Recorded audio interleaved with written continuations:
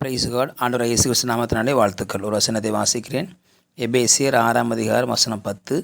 கடைசியாக என் சகோதரரே, கர்த்தரிலும் அவருடைய சத்துவத்தின் வல்லமையிலும் பலப்படுங்கள்.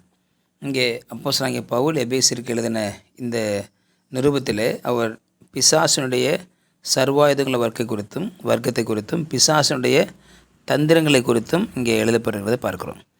வசனம் 12 வாசிக்கிற பொழுது, நீங்கள் பிசாசின் தந்திரங்களோடு எதிர்த்து நிற்க திராணியுள்ளாகும்படி. அப்போ பிசாசுடைய தந்திரம் மனுஷனை வீழ்த்துவது, பிசாசுடைய தந்திரம் ஊழியக்காரரை வீழ்த்துவது, பிசாசுடைய தந்திரம் தேவனுடைய பிள்ளைகளை அவரை விட்டு விலக்குவது, பிசாசின் தந்திரம் ஊழியக்காரரை ஊழியம் செய்யாமல் விடுவது, செய்விடாமல் பண்ணுவது. இதுதான் அவருடைய தந்திரமான காரியமாக இருக்கிறது. ஆகவே அவனுடைய தந்திரங்களை நாம் அறிந்திருக்கிறோம். அவன் ஆரம்பித்த இடம் ஏதேன் தோட்டம்.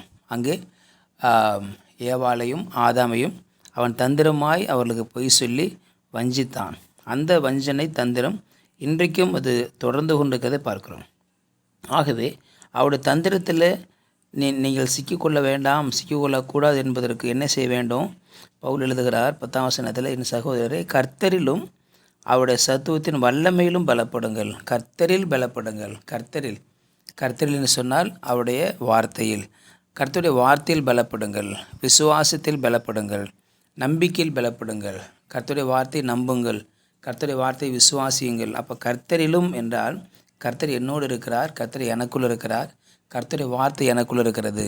அப்போ கர்த்தருடைய வார்த்தை நமக்குள் இருக்கிற பொழுது பிசாசு நம்மை எளிதில் வென்றுவிட முடியாது. ஆண்டவராக இயேசு கிறிஸ்துவுக்குள்ளே கர்த்தருடைய வார்த்தை இருந்ததுனால பிசாசு அவரை வெல்ல முடியவில்லை, அவன் தோற்று போனான் என்று பார்க்கிறோம். ஆனால் நம்முடைய வாழ்க்கையில் கர்த்தருடைய வார்த்தை இருக்கும் என்று சொன்னால் பிசாசை எளிதில் வெல்லலாம். அதுதான் நமக்கு கொடுக்கப்பட்டிருக்கிற ஆயுதமாக இருக்கிறது. கர்த்தருடைய வார்த்தை என்கிற ஆயுதத்தை நாம் வைத்து கொள்ள வேண்டும். விசுவாசம் என்கிற வல்லமையை நாம் தரித்து கொள்ள வேண்டும். அதுதான் கர்த்தரிலும்.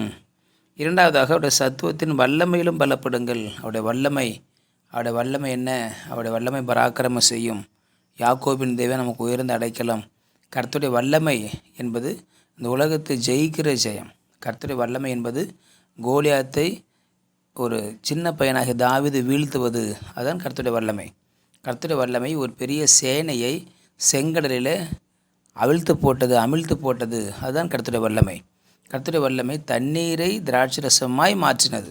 அது கர்த்தருடைய வல்லமை. யோர்தானை கடக்க பண்ணினது. அதுதான் கர்த்தருடைய வல்லமை. மாறாவின் தண்ணீரை மதுரமாக மாற்றினது. ஸோ வல்லமை என்பது பவர். அந்த வல்லமை என்பது மனுஷனுடைய வல்லமைக்கு மேலாக பல லட்சம் மதிப்புள்ள அல்லது மடங்குள்ள வல்லமையாக இருக்கிறது. மனுஷனுடைய வல்லமை 10%ன்னா தேவனுடைய வல்லமை 1000, 1 லட்சம், 2 லட்சம், கோடிக்கணக்கில் சொல்லலாம். அந்தளவுக்கு ஒரு வல்லமை பலத்திருக்கிறது. வல்லமை பெரிதாக இருக்கிறது. வார்த்தை என்கிற வல்லமை. ஒரு வார்த்தை சொன்னால் அது அப்படியே ஆனது. வானம் உண்டாக்கடவுது, வானம் உண்டானது. அப்போ அவருடைய வார்த்தையில், அவருடைய வல்லமையில் நாம் பலப்பட வேண்டும். கர்த்தர் இவ்வளவு செய்திருக்கிறார் என்று சொல்லி நாம் தைரியப்பட்டு அவருடைய வார்த்தையில் பலப்பட வேண்டும். கர்த்தரிலும் அவருடைய வார்த்தையிலும் நாம் பலப்படுகிற பொழுது பிசாசை எதிர்த்து நிற்பதற்கு நமக்கு சுலபமாகிவிடும். ஆகவே பிசாசின் தந்திரங்களை நீங்கள் எதிர்த்து நிற்க திராணியாக இருக்க வேண்டும். பிசாசின் தந்திரத்தை மிக சுலபமாக நாம் எதிர்கொள்வதற்கு நமக்கு ஆயத்தம் தேவை. காரணம், அவன் நம்மை கெர்ச்சிக்கிற சிங்கம் போல வருவான், வஞ்சிக்கிறவனாக வருவான். அவன் விசுவாசத்தின் மூலமாக வருவது போல தோணும், தந்திரமாய் வருவான். தேவன் பேசுகிற பொழுது அவனால் பேச முடியும். நம்ப வைப்பதற்கு அவன் எதையும் செய்வான். ஆனால் நாம் மிகுந்த ஜாக்கிரதையாக இருந்து அவனுடைய தந்திரத்தை அறிந்து கொண்டு அவனை எதிர்க்க கர்த்தரிலும் அவருடைய வல்லமையிலும் பலப்பட வேண்டும். அவருடைய வல்லமை முழுதும் நமக்கு இருக்கணும். அவருடைய வார்த்தையில் நாம் முழுமையாக இருக்கணும். அவருடைய சத்துவத்தில் வல்லமையில் முழுமையாக இருக்கிற பொழுது நாம் பிசாசை மேற்கொள்ள முடியும். அவனுடைய தந்திரத்தை நாம் அறிந்து கொள்ள முடியும். தேவ ராஜ்யத்தை கட்டுகிற பணியில் நாம் இன்னும் தீவிரமாய் செயல்பட முடியும் என்று சொல்லி நான் பார்க்கிறோம். ஆகவே பிசாசை நான் சுலபமாக நினைத்து விட முடியாது. அவனுக்கு வல்லமை இருக்கிறது. அவனை நம்ம அவ்வளோ சுலபமாக நினைச்சிட முடியாது. ஏன்னா இயேசுவையே அவன் 3 இடத்துக்கு கொண்டு போய் ஏமாற்ற பார்த்தான். 3 இடத்துக்கு கொண்டு போய் 1ல் ஜெயிச்சிட்டாரு, 2ல் ஜெயிச்சிட்டாரு, 3ல் ஜெயிச்சிருவாரா தோற்றுருவாரா அப்படின்னு சொல்லி கூப்பிட்டு போனான். ஆனால் இயேசு 3லேயும் ஜெயித்தார். உங்களுக்கு எனக்கும் எத்தனை சோதனை வரும்னு தெரியாது. ஆனால் எல்லாவற்றிலும் ஜெயிப்பதற்கு கர்த்தரிலும் அவருடைய வல்லமையிலும் நாம் பலப்பட வேண்டும்.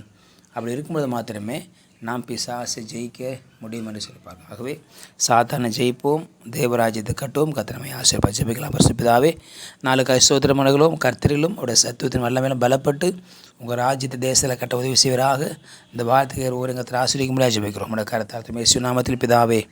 ஆமேன். ஆமேன். You will be சக்சீடர்.